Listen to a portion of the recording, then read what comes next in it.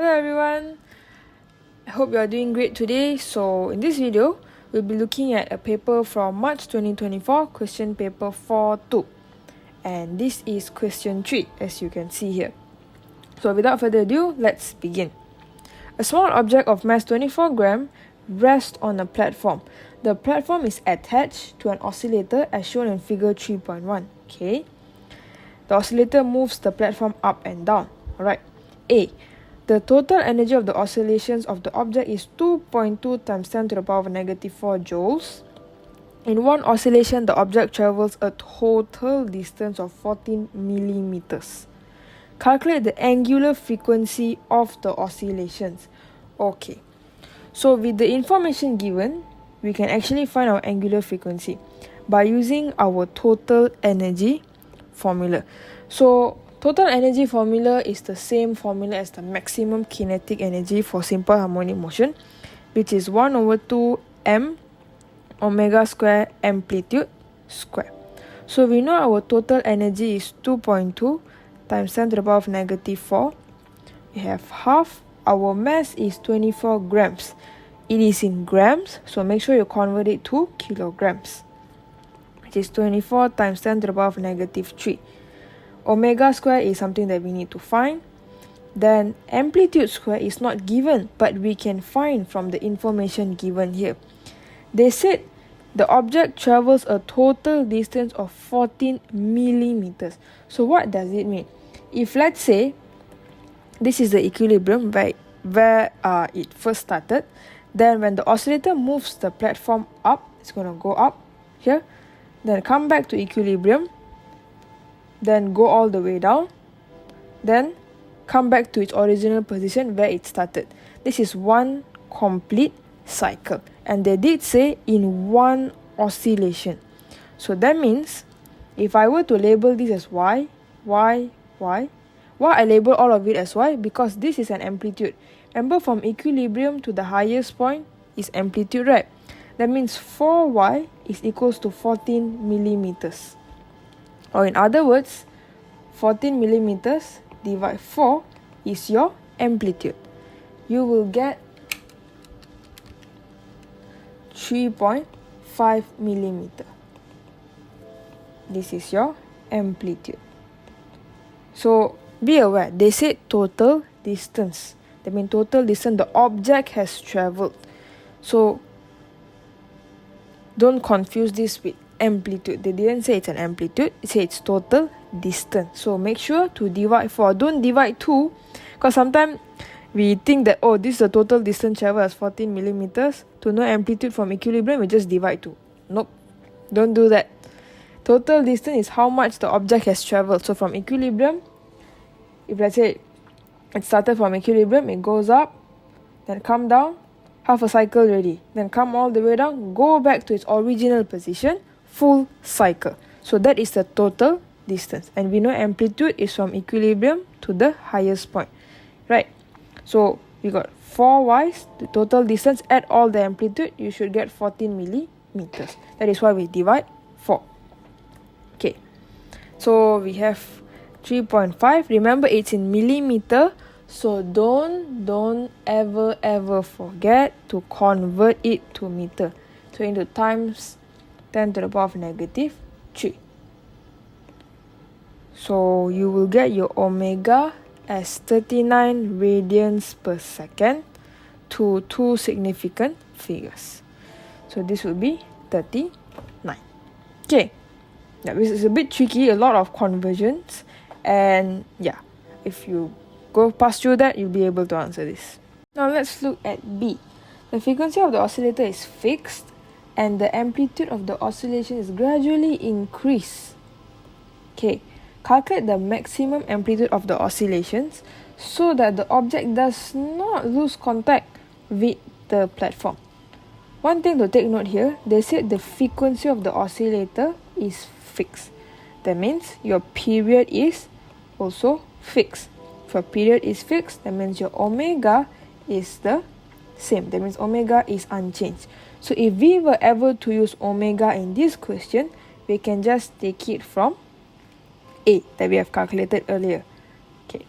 Now, to understand this question, I know it's just 2 marks, but to understand this, I believe I need to draw a picture so that it gives you an overview how this works.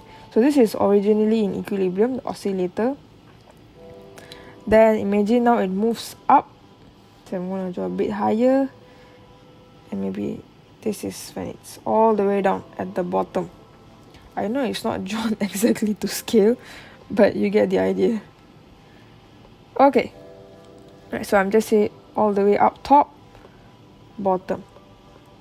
So let's begin by understanding the equation for each 3 sections. Let's start with the easiest one, equilibrium. Equilibrium, we know our acceleration is 0. That means we have our weight here, we have our normal force here. Why I got normal force? Because the object is in contact with the platform. And since acceleration is 0, therefore normal force is equals to, weight. Okay, just nice. Easy, right? Okay, now let's look at bottom. At bottom, we also have weight and normal force. Our net force is acting upwards. Because as the object moves down, the oscillator causes the object to move down, the next thing is going to move back up. So that is why our net force is upwards. Acceleration is always pointed towards the equilibrium. So if we were to write the equation, net force is equals to normal force minus weight. Let's make normal force as the subject. So normal force equals to net force. Net force is basically resultant force, okay? Plus weight. So from this equation, we can deduce that your normal force is greater than your weight.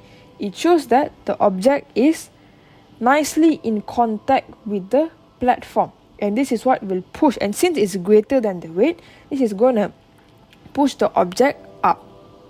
Okay. Now, after it goes up, passes through the equilibrium, it's going to go to the top. So what happens at the top now? Same thing, we have our weight, we still have our normal force.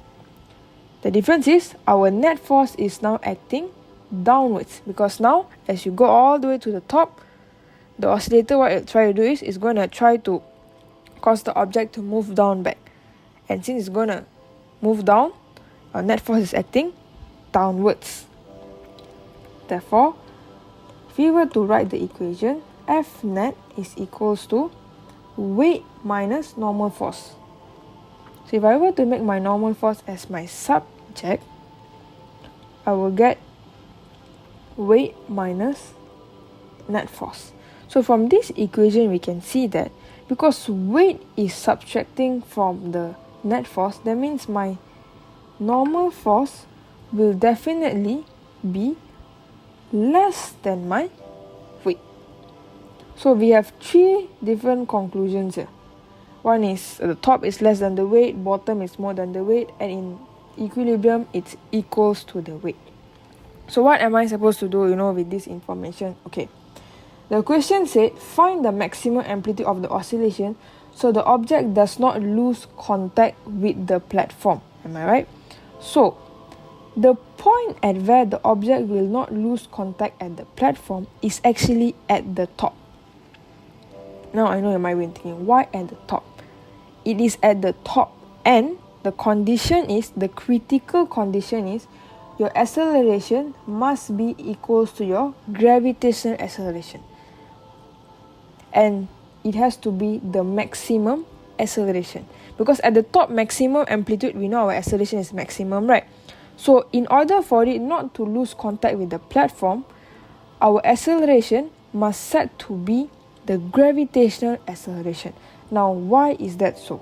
Okay, let me show you in this equation. Okay, using this equation at the top, we have N equals to, I'm going to write weight as mg minus net force as ma.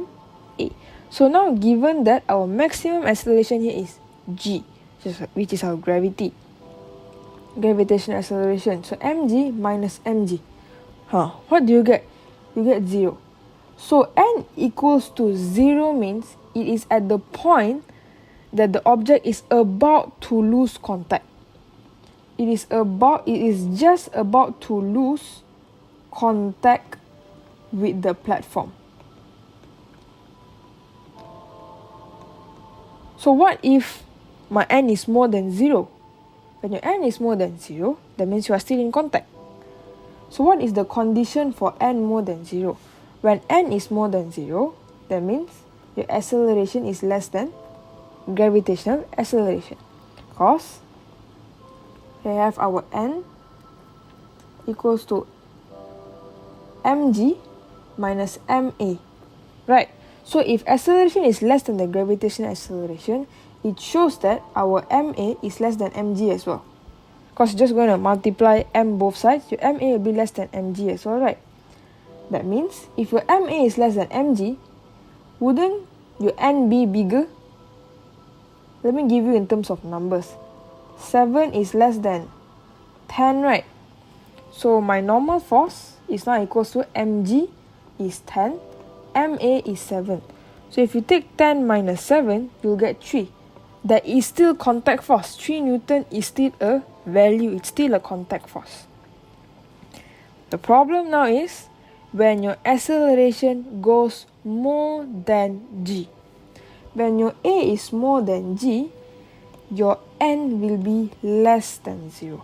And it is less than 0 physically, that means your object is already airborne. It totally lose contact.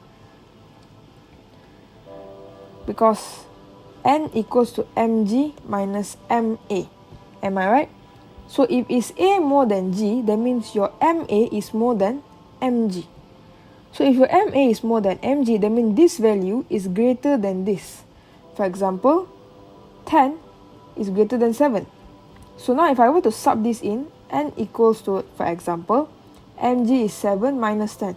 You will get a negative value. Am I right? And that means it is less than 0.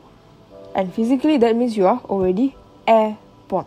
So that is why I say, for it to not lose contact, it has to be gravitational. Your acceleration must be equals to g.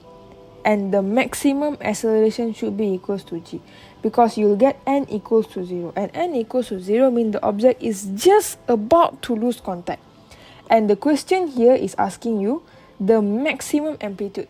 That means how high can this oscillator oscillates so that the object does not lose contact. It has to be when your maximum acceleration equals to g. Because more than that, you are completely airborne. Because your normal force is less than 0. Less than that, you will still be in contact. But the question wants maximum. How high? The highest point, at the brink point, the object does not lose contact. It is when n equals to 0. It's like the maximum, the highest you can go. That is why to solve this question, this is the key information that we need to know. Our acceleration must be equals to g. So, go, no space already. Okay, I'll do my working at side here, okay, in green color. So we know a equals to negative omega square x. This is the formula that we have learned, right? So now we want to find our amplitude. So at amplitude, we know our acceleration is maximum. And in this case, our maximum acceleration is g, which is 9.81. If you are doing further maths, which is further mechanics, you use 10 there. So don't get confused with physics. Make sure you use 9.81 here. 9.81 equals to negative omega square a. I know you might be thinking, why got negative 9.81? Because I set downwards to be negative. Yeah. And now the object is going downward, right? So that is why I put it as negative. Or, another best thing to do is, because here, I just want to know the magnitude of it. Because we know both acceleration is downward. This one, the negative indicates that it's going downwards, right? So we know both are acting downwards. So we can actually just ignore the negative also. Yeah, just take the magnitude itself. Because we know for a fact that from this at the top, both are going downwards. So in that case, Omega square we know is 39, if I'm not mistaken. 39, right? So 39 square. Don't forget to square, yeah? Make sure you square. Then your A would actually be, take your calculator and calculate, you'll get 6.4 times 10 to the power of negative 3 meter to two significant figures. So this is your final answer. 6.4 times 10 to the power of negative 3.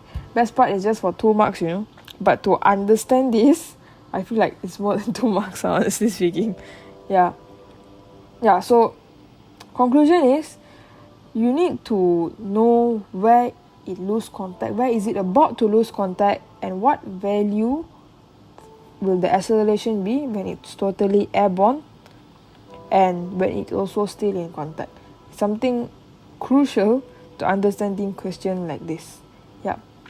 And here the negative is not really necessary here because we know both is downwards. We know at here, because we know it's already at the top, and we know the net force is acting downwards. So that means our acceleration is also acting downwards. And we also know gravity here is acting downwards. So we can just take the magnitude of both and calculate. Because at the end of the day, negative is just going to cancel out. Yeah. So this is what you get. Yeah. Okay. Now, moving on to question Roman 2. So Roman 2 is a bit related to Roman 1. If you understand the concept in Roman 1 here, you'll be able to understand Roman 2. The amplitude of the oscillation is increased, so it is greater than the value in B1. So what does this mean? Because here, we say that the amplitude has to be 6.4 times 10 to the power of negative 3, the maximum amplitude, so that the object does not lose contact. But now they're saying they're going to increase this amplitude. So what happens when you increase the amplitude? That means your acceleration will start to be greater than the gravitational acceleration. That means your acceleration will now be greater than g. Because if we were to look at the equation, when they start to increase amplitude, that means your A will also start to increase as well. That means A will be more than g. And we have discussed earlier, when your A is more than g, it is completely airborne because your normal force is less than 0 already. No more contact force. So now here they ask you to state and explain the position in an oscillation where the object first loses contact in the platform. It first loses contact, as we have discussed, is at the top of the oscillations. I know you might have question. I talked about the top, but I didn't mention anything about the bottom. Okay, no worries. I'll explain it to you. Okay. Now at the bottom, because your normal force is greater than your weight, no way you're going to lose contact here. And if let's say you say, okay, what if I say my acceleration is g here? Wouldn't I get my n is 0? No, you won't, because using this, n equals to net force we know is ma plus mg. And now let's say you say n is equals to g. So n equals to mg plus mg. You'll get 2 mg. Your normal force will actually increase. It will not decrease. It will still be more than 0. That means you will still be in contact. Even if, let's say, your A is less than G, this is a plus sign. You can still add them up. Even it is more than G, you can still add them up. You will still have a greater normal force. Whatever is it, the normal force here will never be less than 0. Because you are adding it up. For top, you are subtracting it. That is why there's a potential where the object will lose contact at the top. So that is why it has to be top of the oscillation. And to explain this, there's actually a few reasons, but using the reason that we have said just now, we can say that the downward acceleration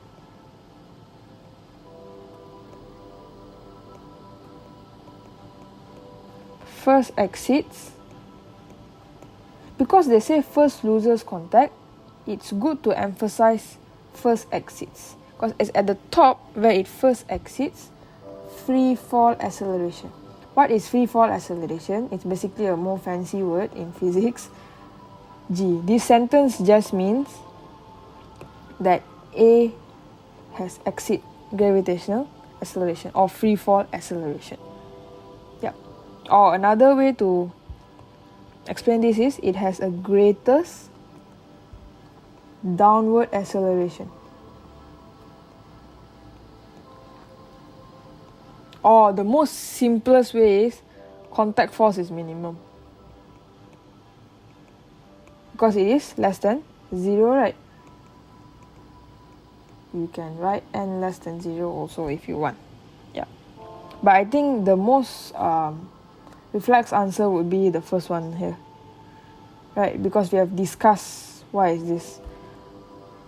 So at the top of the oscillation, your downward acceleration will be the first time it exceeds free fall. So the moment it goes more than 9.81, it's gonna be airborne already. Yeah. So very interesting, right, this question. Usually they ask energy, but this time they are actually asking a bit different. But it's good to learn, you learn something new. So I hope this video helps you to understand this concept even better. And yep, that's all for today's video. I'll see you in the next one. If you have any questions, of course, don't hesitate to ask me in the comment section. Okay? Thank you for watching. Bye-bye.